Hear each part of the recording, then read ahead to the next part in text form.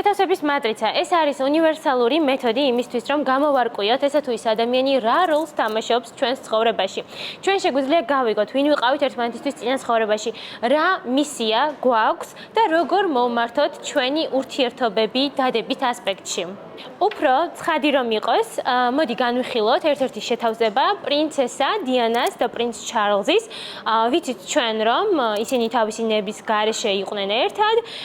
ეს იყო ასე ვთქვათ გადაწყვეტილება სამეფო კარის და ჩვენ ვხედავთ შეთავსებაში, რომ ამ ადამიანებს აქვთ ყველაზე რთული კარმული ვალი.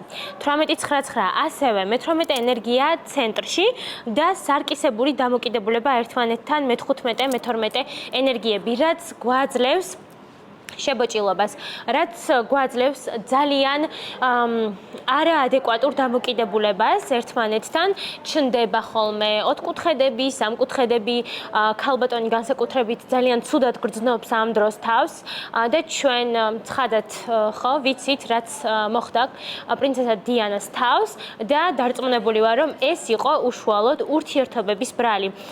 დიანას უნდოდა თავი ეგრძნო ქალბატონად, თავი ეგრძნო, ასე ვთქვათ, სიყვარულით სავსე ქალბატონად, მაგრამ ეს ვერადავერ მოხერხდა ზუსტადაც რომ მათი შეთავსების გამო მე-15-მე-12 ენერგიები.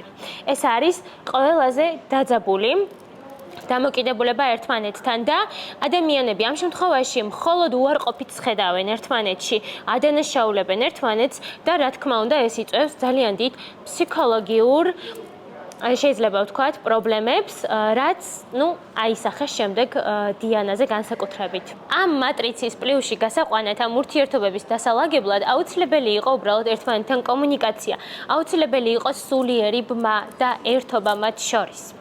ასე რომ თუ გსურს რომ შენი მატრიცა და პარტნიორთან შეთავსება გაიგო და როგორ წარმართო ის დადებით ასპექტში, აუცილებლად გაარკვიე, აუცილებლად შეადგინე შეთავსების მატრიცა და ნახე, რას გეუბნება ის შენ.